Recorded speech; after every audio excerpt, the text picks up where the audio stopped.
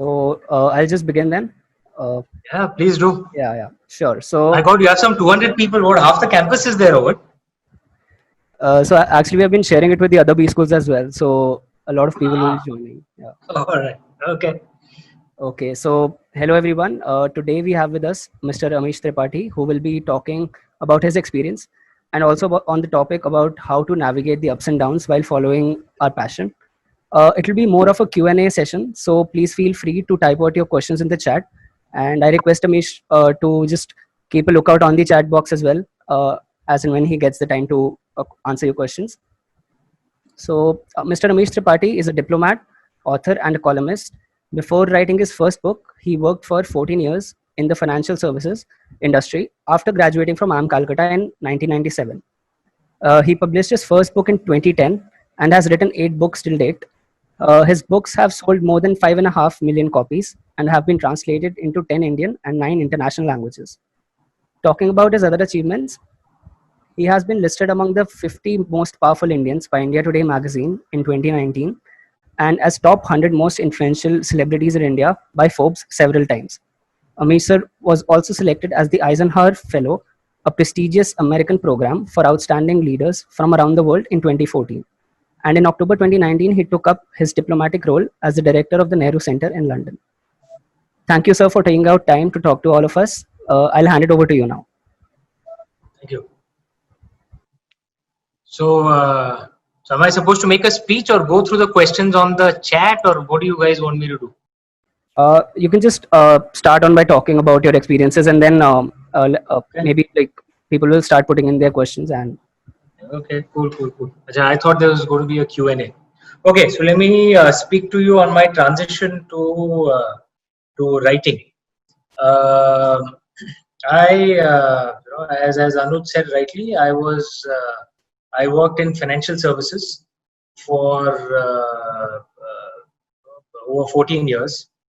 And Rishabh Jain has asked a question: what was that one big trigger to move from financial services? His 14 years is a long time. Well, Rishabh, I preempted you. That is precisely the answer I'm expounding on with my short speech.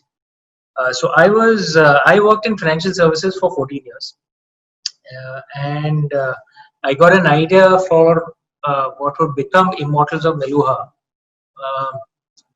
Around 2004, 2005. Remember, I graduated from IIM Calcutta, in 1997. So I've been working for 7 years when I got this idea. Immortals of Meluha, the first of the Shiva trilogy. It began as a pure philosophy thesis and then got converted into an adventure. The idea being to convey that philosophy through that adventure. So, and before Immortals of Meluha, I'd written absolutely no fiction ever in my life. But somehow the story just came to me and I just kept writing. Since I had a job also at that time, it took me some 4 or 5 years to finish the first book. It took a long time. I wrote my first 2 books along with my job. And I guess that's the key thought that I want to leave with you guys. I'm sure many of you have an idea of pursuing a passion, right? And not just stick to the rat race. It's a noble thought. It's a great idea. And of course, there is a different strategy if you're looking to be an entrepreneur and starting your own venture. That's a different strategy. But if you want to do something creative, as I did, you want to do writing, music, or something else, what I would suggest is try, and it will be damn difficult, but try and do your creative pursuit and your job at the same time. Because what that does, and why did I do that? What that does is, then money never enters the equation for your writing. Okay, someone's voice is on. If he could just mute himself, or the host could mute him, that would be lovely. I think it's Akshay Rajendra. Akshay Rajendra, it might be a good idea for you to mute yourselves. Thanks, buddy.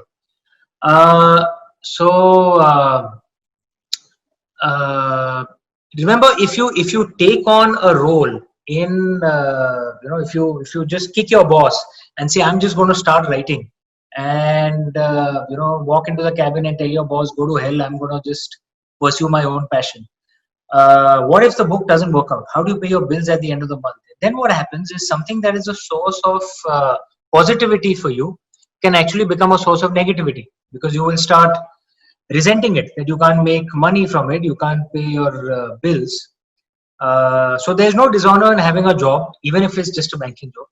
There's no dishonor in having a job on the side and pursuing a creative passion. I did that for some 5 years. No doubt it's a lot of hard work. For 5-6 years, I basically had no life. I only worked at my job, wrote my books, and spent time with my family. I did nothing else. But because of that, I didn't have to compromise on my books for money. I resigned from my job only when after my second book, with my second book actually, when my royalty check became more than my salary. So it was a very practical, pragmatic decision. And even while resigning, I made sure that I didn't burn my bridges with my boss. You never know when you need a bridge, so don't burn bridges. Okay. So I left on very good terms with my boss. My last job was with a life insurance company, IDBI Federal Life Insurance. I gave a very long notice period to my boss, who was the CEO. I was a member of the senior management committee. I made sure I finished all my projects. I actually identified and trained my replacement. So I left on very good terms with my boss and told him that, Sarji, if things go wrong, if my book stops selling, I'll come back to this job. Essentially, be pragmatic always. Okay, even when you're following a creative pursuit, I always say, listen to your mind and your heart. Listen to both of them. Don't listen only to one. That's when you find success and happiness, which is most crucial. So that was the longish answer to the first question. Now let me just run through the group chat and answer questions. Aditi is asking, hi Amish, how did you apply your learnings from your MBA and promoting and selling your book, since you had gone with self-publishing for your first book? Aditi, you clearly done your research on me. Yes, my first book was rejected by every publisher it was sent to. I stopped counting at 20 rejections because most of them said that I'm talking about 2009, okay? Because my first book was published in 2010, so it was going around to publishers 2008, 2009.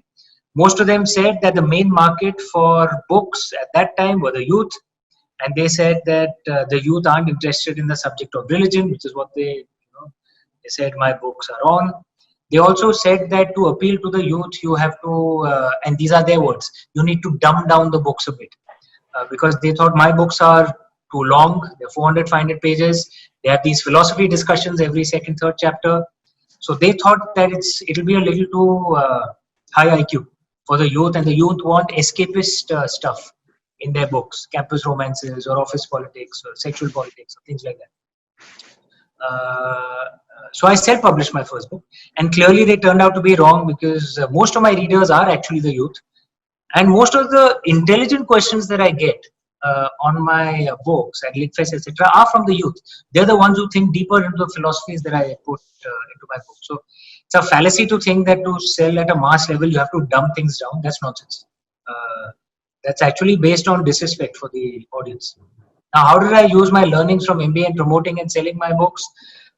यार देखो ऐसा है कि no book sells itself. Everything needs to be marketed well to sell. So to be a success, a book needs to be good, and it needs.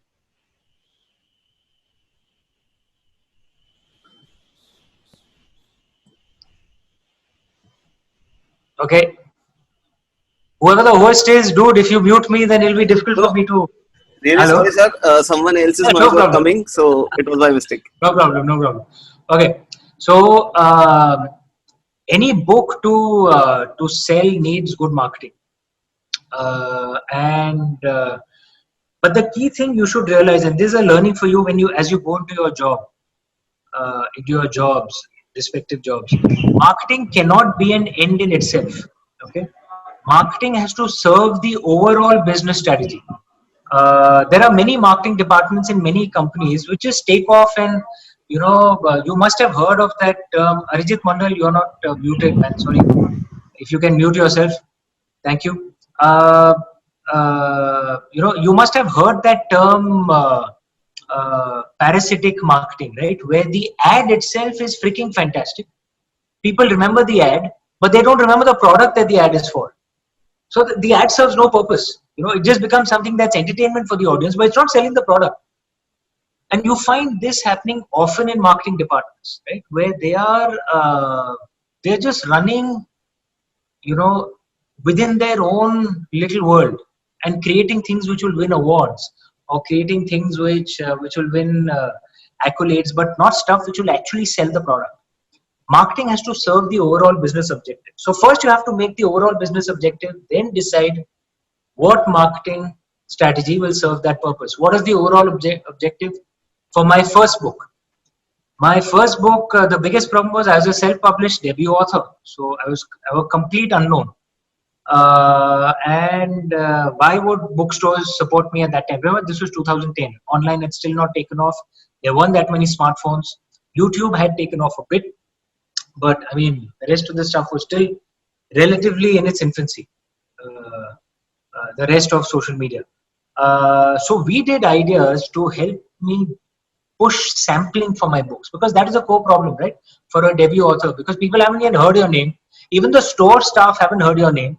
If your books are sent to the store staff, often the carton will lie unopened in some toilet somewhere and then get returned 6 months later. Because in the store staff won't know that your book has been launched and they won't display it. If they don't display it, how will it sell? Jo dikhta hai, wo bikhta hai. That's the way it works. So the key thing I realized is I have to figure out a solution for the stores, for the bookstores. How do I make my book visible? And which is where an idea that worked very well for us. It was an innovative idea at that time. At least from what I know, it had never been tried before in India. What we did was we printed the first chapter of the book with the same cover as the main book. And I went with a PowerPoint presentation to various chain stores like Crossword, Landmark, etc. And I told them, I'm giving you this free sampler, the first chapter, and it's free of cost. So what's your problem? Just display it. Let people pick it up. And what Crossword and Landmark did, I guess because authors had never come with a PowerPoint presentation to them, so they just agreed with the idea. And what Landmark and Crossword did was they displayed the free booklets of the first chapter at the cash counter. Now, if you think about it, the cash counter is prime display space, because you're not having the casual customer roaming around the store. If he's come to the cash counter, matlab he's actually billing something, right? And remember, that's 2010, not enough smartphones, right? So while you're waiting for your bill to be generated, there's nothing to be distracted by. You can't look at your phone, right? So there's that magic 10-15 seconds where the bill is being generated, where the customer has absolutely nothing to do. And at that time, he sees a very nicely designed thin booklet with a good cover on the cash counter with a big stamp on it saying free.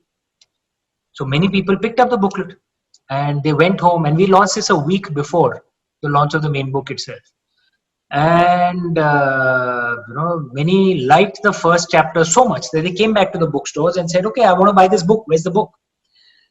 So these stores got such good feedback on the first chapter itself that they raised their order before my book was launched itself, with the result that Immortals of Meluar hit the bestseller charts in the first week of launch. Now that is marketing that serves the overall business objective. Now if you go with a free sampler, chain stores have caught on. They'll charge you display space, advertising space for it, which destroys the entire, because then it becomes too expensive. So remember, the entire idea is to come up with new ideas which serves the overall business objective at that point of time. Okay, next question. Gopal Jha, how can someone find passion? Is there any initial passion, ultimate passion, and dynamic passion, sort of? Gopal, that's a bit like asking how does someone fall in love, man. I mean, I hope you have fallen in love sometime in life. And there's no planning for it, right? It just happens. It's the same thing with passion, yeah. And for me, my passion is writing. For you, it could be music, it could be traveling, it could be anything. I mean, only you can answer that question. What is your passion? And if you have discovered your passion, then find how you can smartly align your career to that passion. Remember, passion is about the heart, but don't jump into things just with your heart. You should let your heart decide the destination, but let your mind plot the journey. That's what leads to a successful and happy life. So only you can answer that question, what your passion is. But once you've discovered it, find a smart way to align your career to that passion so that you can continue to earn money, but be happy as well. Uh, from Rituparna Dash, Rituparna, I assume if it's Bengali. Hi Amish, what is the inspiration behind your new book, Legend of Suhail Dev? Okay, good question. Legend of Suhail Dev is my new book. I hope you guys have heard of it. This is the book. As I said, there's no such thing as too much marketing. This is my new book. It's called Legend of Suhail Dev. It has been released just 10 days back, available in Amazon, Flipkart, and all bookstores that are open. Do check it out. I hope you guys like it. So, what is this? What is this book about? You know, the way history is taught to us in school, at least it was the way it was taught when I was out there, and I believe it continues to be that way with you guys as well. The way history was taught to us when we were in school was that Mahmud Ghazni invaded, and almost seamlessly after that, Muhammad Ghori invaded, and the so-called Islamic rule began. I'm using the term, I'm using the inverted commas for Islamic rule because, in my opinion, that's a wrong term to use. If we don't call the British colonial rule the Christian rule, then why do we call the Turkic colonial rule Islamic rule? What are called the Delhi Sultans, what are called the Mughals, were actually all Turks. They weren't Indians. Indian Muslims weren't a part of the ruling elite. Just like Indian Christians weren't a part of the ruling elite during British colonial rule. And our historians have done, in my opinion, a mistake by calling it the Islamic invasion. Bollywood movies have added to the confusion as well. I've spoken of this often. Many of us Indians, when we think of Alauddin Khilji, we picture Ranveer Singh. When we think of Jalaluddin Akbar, we picture Prithviraj Kapoor, or your generation, Hrithik Roshan. So somewhere in the back of the mind, there is this image in Indian minds that they were Indian Muslims. No, they were not. To Indian eyes, they would have actually looked Chinese, the Turks. The Turks, remember, came from Central Asia. They aren't originally from Turkey. Turkey was originally Greece. The Turks conquered that territory and ethnically cleansed it as well. So in any case, they were not Indian Muslims, they were foreigners. And coming back to Mahmud Ghazni and Muhammad Ghori, Mahmud Ghazni came in the 1020s, Muhammad Ghori came in the 1190s. That's more than 160-year time difference between the two. So it wasn't seamless. 160 years is a freaking long time. That's more than the duration of the British Raj. Okay? It's that long a period. So how come when the Turks were going around massacring much of the known world, not just India, they were conquering the Europe, Arab world, China, so many other places. How come they didn't come back to India for 160 years? And I've said this before. The answer was King Suhail Dev. Because the Turks ran into no such thing as too much marketing. I'm showing the book cover again.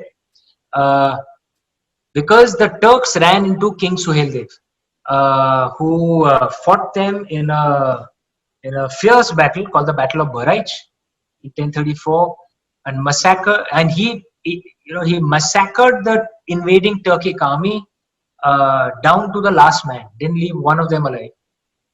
And his story is a message of unity because he got Hindus of all castes, he got Indian Muslims, he got Buddhists, he got all of them together and forged a unified army. And to me, that message is very important. It's important for all of us today as well. That when we Indians are united, we are undefeatable. That's the message, I think. Okay. Bhavesh Verma is saying, live like there's no tomorrow. Okay, nice thought. But what you should do is act like there's no tomorrow, but learn like you're going to live for 100 years. So try and find that balance. Learn like you're going to live for 100 years, but act like there's no tomorrow. You find that balance, you'll lead a great life. Shivam Shivas, who's that? Okay. Shivam Srivastav, what if we are so into our work for a while that we don't end up giving time to any of our passions, and when we realize this, it seems difficult to incorporate them again into your work life? Very good question, especially if you're a workaholic. I'm a workaholic, dude. Okay. But my approach in life has always been 24 hours is a damn long time. Okay? You don't need more than 6 hours of sleep. And if you work 7 days a week, as I do, there's enough time for your job and for your passions. A lot of us waste tons of time in absolute crap. Okay. How many of us waste hours on the smartphone just randomly surfing? Okay. Through the timeline, Instagram, Twitter, कितना time हम लोग बर्बाद करते हैं? TV channel we're just randomly surfing.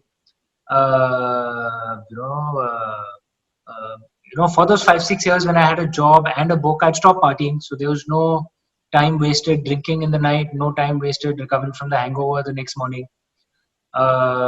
So if you can kind of, stop all other time wasting activities, there's enough time to both do your job and pursue your passion. And if you're not finding the motivation to drop time wasting activities to pursue your passion, then you need to think, is that really your passion, or are you actually interested in something else? Because your passion is like a calling, man. Like, I mean, if you're in love, no one has to convince you, right, to spend time with that man or woman, right? You guys will just do it, without, because your heart wants to do it. The same thing with a passion. If it is that deeply felt in you, no one will need to convince you to stop time wasting activities. You'll just do it yourself because you love spending time with your passion. That's the way it is. Priyanka Chaudhary, Amish, big fan of your books. Thank you so much, Priyanka. How did you come up with the idea of anthropomorphizing all the gods and putting the story in a way that every human can draw inspiration? The Shiva trilogy actually changed the way I think about the gods. Thank you so much, Priyanka. Very sweet of you. I'd love to take credit that I came up with the concept of anthropomorphizing our gods, but no, I did not. It is a part of the ancient Indian traditions. In the ancient Indian way, there are 4 ways that we look at gods. One is the Nirgun Nirakar, the formless concept of God. This form of God has no gender, has no likes, dislikes, doesn't pick any side. Everyone is gods. In Sanskrit, you don't even use the term for male or female for the one God, called Paramatma at times, or Brahman.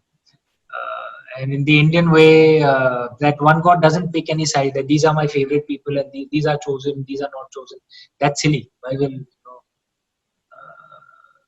God pick a side like that? But that's one approach, the Nirgun Nirakar concept. But our ancestors used to say that that's a very difficult concept of God to understand. And if you're not philosophically evolved enough to be told this concept, normally forcing down the concept of one God to people who are actually not evolved enough normally leads to fanaticism and violence. That's what our ancestors used to say. So they said that there has to be another concept, which is not the Nirgun Nirakar, but Sagun Akar concept of God, where God takes a form to come closer to you as us ordinary human beings, so that we can understand him or her. So, like Lord Shiva, Lord Vishnu, Lord Brahma, the mother goddess, Durga Ma, Kali Ma. That's the second concept of God. The third concept of God is the avatar concept of God. All the ones with an American accent among you guys will say avatar concept of God. So the third is the avatar concept of God, where God takes a living form. He or she is born, does his or her karma, dies, goes back up, like Lord Ram, Lord Krishna. That's the avatar concept of God. And the fourth concept of God is where a human being becomes a God.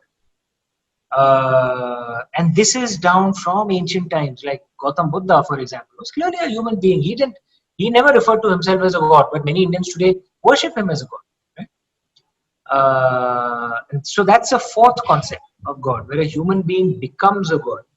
And the belief in that is that the divine is within every single one of us. The word namaste actually in Sanskrit translates as I bow to the divine within you. That's what namaste is supposed to mean. So it comes from that concept that there's a divine in every single one of us. Those who we worship as gods are the ones who discovered the divine within. So that is a concept. It comes from ancient India. I've just used it in my books. I'd love to take credit for it, but the credit is not mine. It is actually from our ancestors. And Hi Amish, there are too many questions coming up, so maybe we can help you sort them out. And I think it's best to keep the answers short if you are able to cover all these questions in the time. boss, your questions are a little deep, so it's your IM guys, so it's a little difficult to answer. Yeah. Okay, then I'll pick questions that can be short. No, Srikanth, were there any failures that you had experienced during this journey of yours? If yes, how did you bounce back? Yeah, of course, my first book was rejected by every publisher it was sent to. And basically, I didn't give up. I self-published my first book. So that's a thought I want to leave with you guys, that if no one else backs you, the hell with it, you back yourself, man. You should at least try. When you're 80, you're not going to regret the things that you failed in. You're going to regret the things where you didn't even make an attempt. So try the karo. Worst kya hoga? Fail ho jayega. So no problem. You learn more from your failures than from your successes. Okay. Manu Nigam. Hi Amish. A common problem for every artist, a creative block. Do you have your own share of a creative block? How did you respond to the situation? Manu, I have never experienced a creative block except for once, which was a short period for 2-3 months. What normally works for me, in writing is music. So I listen to a lot of music while writing, and I eat a lot of cream biscuits also while writing. So in fact, many of my readers know that. So at many Litfests, I actually have my readers coming with packets of cream biscuits, and they actually bring that as gifts and give it to me and say, "Ye khao aur jaldi likho."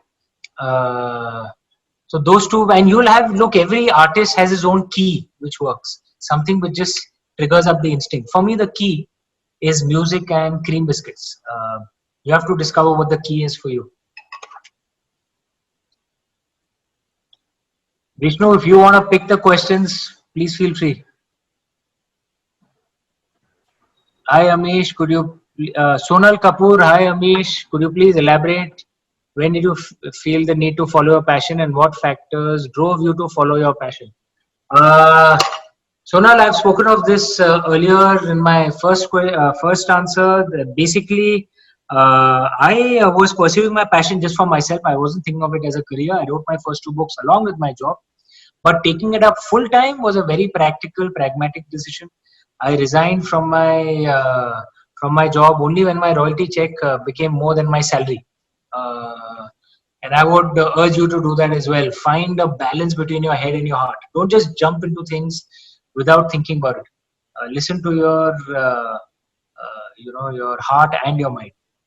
Geet Mehra is saying we should give some cream biscuits to R.R. Martin as well. Saleh Geet. Yeah, I'm one of the fans of George R.R. Martin. He takes some 7-8 years between books.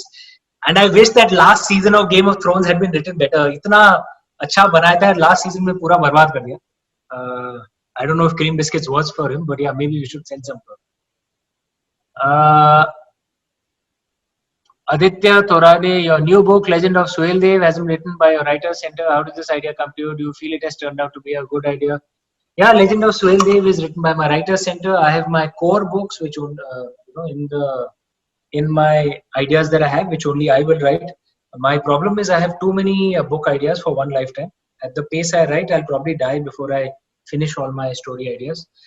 As I've said often, I have at least 20-25 series ideas, not books, book series, like Shiva Trilogy's one series.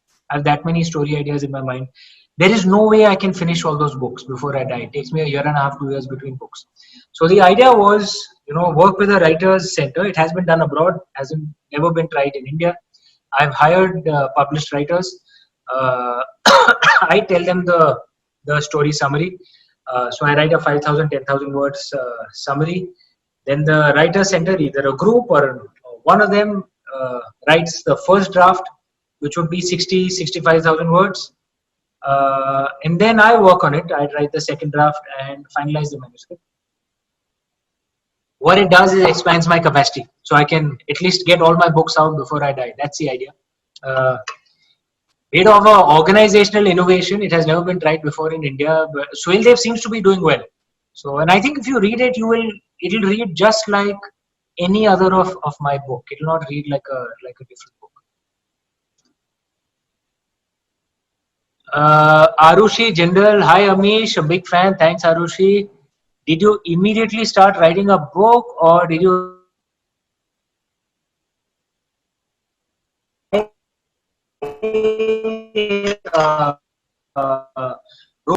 I didn't write any blogs. I didn't write anything before that. No fiction, right? Before that. So, which is why, I mean, many of my school, college friends, when they meet me, many of them normally are.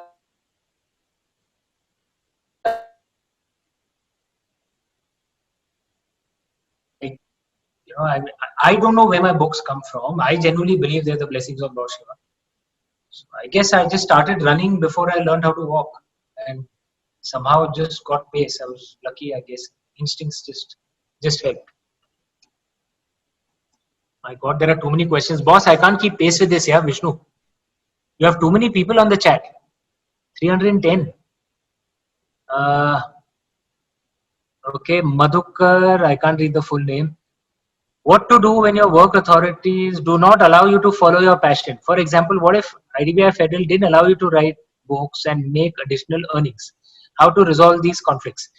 यार देख, पहले तो यार earnings तो बाद में आएगा, पहले शुरुआत तो करो. I mean, IDBI Federal controlled my working day. They didn't control my weekends. It's up to me, यार, मुझे क्या करना है? So I wrote on Sundays.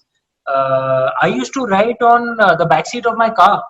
I bought a separate laptop just for my writing. This, I remember 2004, 2005. Okay? And I used to write on the backseat of my car. So I suddenly got 3 hours extra every day, because in Mumbai what the traffic jams are like. Hour and a half to office in the morning, hour and a half back. I suddenly got 3, and instead of those 3 hours being some frustrating, sala traffic mein atke hue, it became the best part of the day. I was writing. So shuruaat to karo, then we'll see whether the company stops you or not. And my company didn't stop me. My boss was nice, first of all. And secondly, boss को क्या फर्क पड़ता है यार, अगर मैं किताब लिख रहा हूँ, I'm not working for a competitor.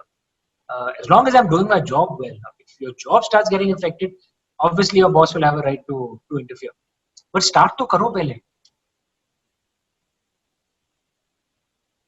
Manoranjan Singh. Good afternoon, Amish. Any specific reason for writing quite a lot of books related to history and mythology? Manoranjan Singh, the specific reason is I just get quite a lot of ideas in this genre, I guess. So maybe that's why I keep writing. But having said that, I've been in London for the last 8-9 months, and I have got a story idea, which is part of it is based here. It's set in the modern day, and it has elements of time travel. It has elements of gaming. So because of that, I'm getting into the gaming world as well. And that's the best part about being, in the life that I'm living. Honestly, I've lived so many lives in one life. Right? I mean, forget about my, my student life and all that. But just from a working career, I've been a banker. I've been a full-time writer. Now I'm a diplomat. And life is so much exciting, right? In that way. And so therefore, I just approach things like, if there's any new idea, why not just explore it? And I'm exploring gaming now, because I want to write an idea has appealed to me in this genre. So I might take that up too. Let's see how things go. Next question. Vishnu, can we slow down the pace of questions somehow? They just keep scrolling up before I can even get to them. Yes, Naveen Arora, hi. Listen, for those whose questions I'm missing, I'm sorry, man. There are just too many questions. I'm trying my best, but we'll try to send you all the questions list post this webinar. Okay. Naveen Arora, hi Amish. Just wish to know that your books present an idea of religions that's to quite an extent seems different from the societal perception. How did you manage not to get into a conflict with societal perception? Damn good question, Naveen. I mean, I can't see you, but I'm going to assume your answer. If you actually think about, have you ever seen any controversy around my name ever? I've been a writer for 10 years. I've 8 books have been published on my name. They're not really a secret, my books. They've sold some 5.5 million copies. I don't think you'll find even one controversy around my name. I think, one of the things I've learned is more often than not, controversies are created by artists themselves as a marketing tool. Okay. And we all know it works because you know how our media is. There'll be the controversy for the week and then they'll get bored and they'll move to the next controversy. If you yourself avoid controversy, it doesn't happen. And I don't like to sell through controversy. I like to sell through the right way. And secondly, I genuinely believe the real India is actually deeply liberal. And by liberal, I don't mean being leftist. By liberal, I mean the ability to respect a different truth. So as long as, and I agree, my books are a different interpretation, but I think, and most of my readers, I hope, will agree, that they are presented very respectfully, my books. I genuinely worship the gods and goddesses I write. So therefore, there hasn't been any controversy because it may be a different interpretation, but it's been written with respect. Okay, there's Achievers IS Academy. I thought this was an IMTAT. Okay. Achievers IS Academy. How do you get these thoughts of mythology? Do you get dreams or imagination? You visualize? How do you get words? It's amazing. It's so different. Good is that the new generation also loves your books. Thanks a lot, my friend. Achievers IS Academy. यार ये ऐसा है कि I've said this often. I still can't explain how my stories come to me, and they don't come as words. They actually come as images. In some ways, they are actually they are more real for me than this world that we live in, because it's almost like a parallel universe, and I enter that parallel universe and I record what I see. That's the way it works for me. So I can actually see that world. I can see those characters. I can hear their thoughts. I can feel their emotions, and I describe what I see. And because I can hear their thoughts, I can feel their emotions. In many ways, that world is the world of the parallel universe, the imagination, the world of imagination that I kind of draw from. For me, that world is more real than this quote-unquote real world that we live in right now. So I just visualize it. I don't think I create it, or rather, a better word would be I don't visualize it. I kind of witness it. Like there is a parallel universe, and I get the privilege of entering that universe and recording what I see. That's how I write. Okay, Nihal Latif. Hi Amish, do deadlines affect your creative processes? Do you set deadlines for completing a project or a book? No, Nihal. Fortunately, my publisher is decent enough that he does not trouble me on deadline. So I will, and there may be a deadline, but if I'm not happy, I'm not going to hand the book. Look, if the perspective is just to make money, there are many other easier routes here. So something creative is not just about earning money. Money is a nice, happy byproduct, but that's not the main reason to do what you do. The main reason is that it kind of gives a voice to your soul, and that is what drives me. And if that is what drives you, then why should deadlines matter? You will, and I'll keep working on it till I'm happy with it. Fortunately, one is productive enough. I've got 8 books out in 10 years, which is not bad actually.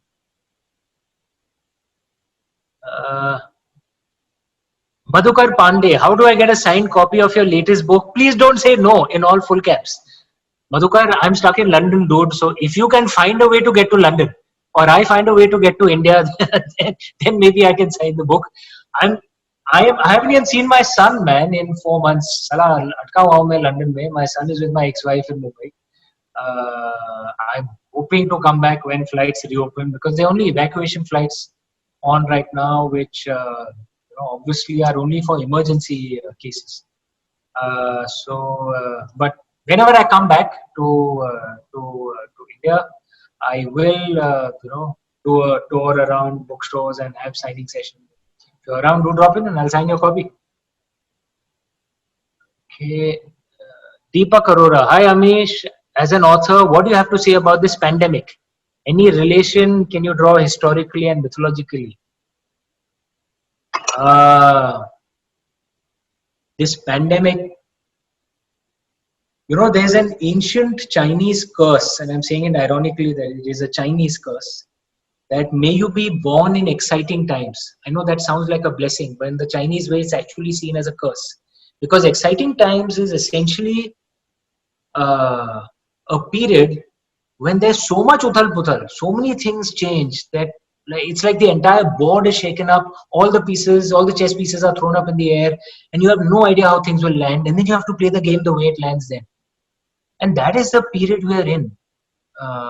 It's not just the COVID pandemic, right? I mean, it's not, let's be honest, the pandemic is not the worst pandemic we've had in human history. The Spanish flu of 1918-1919 killed 50 million people. 50 million of a much smaller population, some 2.5 billion people at that time. Today, the COVID pandemic has caused the deaths of 300,000 or thereabouts. That's still 300,000 too many. But it's not as much as previous pandemics. So what is the black swan in this pandemic is not the pandemic itself, it's our reaction to the pandemic. This is the first time in human history that the entire world has literally shut down. This has never happened in human history. Not just this, across the world, see the kind of things that are happening. I don't know if you guys have been tracking. China is seeing the worst floods in living memory. India is seeing locust attacks. We had the worst cyclone in living memory on our east coast. We had a cyclone in the west coast. When did we have a cyclone in the west coast? No one can remember, man. For 100 years, maybe we haven't. I mean, it's the kind of things that are happening across the world. We just missed a comet by a hair's breadth, by a cosmic hair's breadth. It came very close to Earth. So this is a crazy year. Okay, let's just hope, and I believe India will, that we will emerge stronger on the other side of this pandemic. Whoever emerges stronger on the other side will have a better game to play. It's not about who's wealthier or who has a bigger army. Who is more gritty, who's tougher, who can handle any shit that life throws at him or her. That is what will define success through this pandemic. And I think India has that quality. We are very, very gritty. We are tough people. Okay. MBA X4314. Okay. Sandeep. Okay. Hi Amish, how you doing? I hope you're doing good. I want to know how you perceive results and decide on your next strategy. For example, what if your first book was not received well? Would you have continued? Most of us don't follow our passions because of this fear. You're right, Sandeep. Most of us give up on our passions because of the fear of failure. But I said earlier, my first book was rejected by every publisher it was sent to. I didn't stop writing. I started writing my second book even before I self-published my first book. So that's a key thing, that when you're following your passion, find a way if you can detach yourself from both success and failure. It's not an easy thing to do. But remember, if you're detached from both, you become unstoppable. Because failure fills demotivation in your heart. That's what you're referring to. That's what stops you. But remember, success is often as dangerous, because success fills pride in your head. You'll find so many people who are one-hit wonders, who have one hit, and then after that, they become proud, they become silly, and they destroy their own lives. And they can never make another success again. So if you can detach yourself from success and failure, then you're unstoppable. That's what I think. That is a good way to pursue your passion. Vishnu, the questions are really relentless. I'm getting tired. Can we just have 2 more questions and then call it a day? Yeah. Okay. Yeah. So I think maybe you can talk about your life at IIM Calcutta, the Joker life, and if at all it helped you in your professional career and while you are following your passion. I referred to that already, but I'll speak more of the fun in IIM Calcutta for that. Okay. But let me answer one last question. Bhavesh Onar. Okay, that question is gone now already. Happy Himanshu saying, when would you write a book on how to write a book? Himanshu, these self-help books are a complete waste of time. I'm not going to write a book on how to help a book. If self-help books actually worked, then self-help books would stop selling. Think about it. Okay? So in my mind, many of those books are are a waste of time. Read philosophy books, read stories of archetypes, and try and learn to imbibe successes in yourself. I don't think I'll write how to write a book. Ankit Garg, at what time in your life you seriously got interested into religion and history stuff? From where did you get most of your in-depth knowledge about history and mythology? What all books and material played a major part in shaping your knowledge before you actually went into writing? Ankit, good question. I was born in a deeply religious family. My grandfather was a Pandit in Kashi, so I learned much of what I know about our traditions and our religion and our spirituality from my family. And so I learned it the old-fashioned way through listening. I read a lot as well. I read at least 5-6 books per month. So I would encourage you to read a lot as well. It's a damn good habit. You can start with my books, of course, but try to find the time to read other books as well.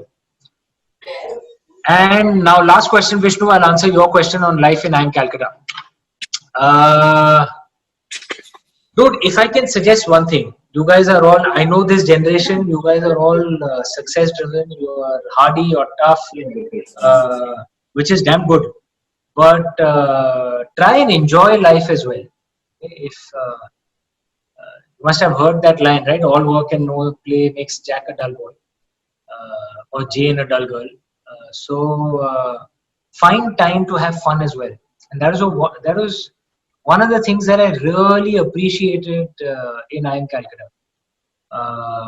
So much extracurricular activities, right? So I was the singer, the singer of our band, Barosi.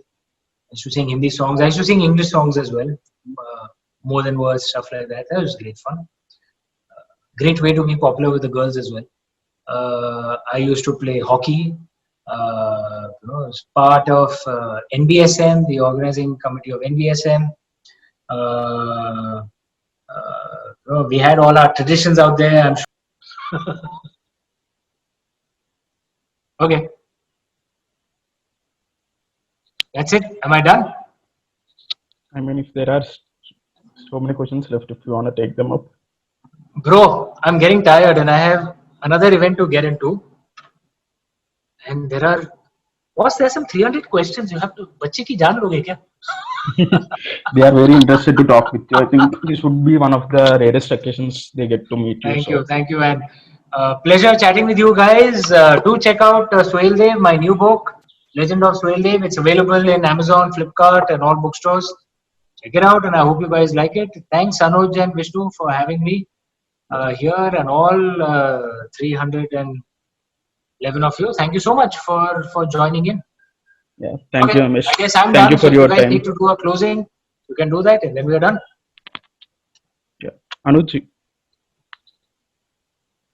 So I think everyone really enjoyed that and got to know a lot of things. Just one quick, if everyone could open their videos, maybe we can have a quick snapshot of this webinar, so we can post it on our social media handles. Okay. Hi everyone, good to see everyone. Hi.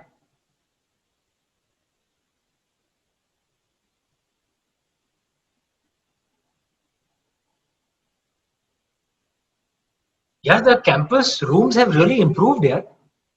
I think most of us are at our homes actually. So okay. No wonder. Salah, मैं सोच रहा था.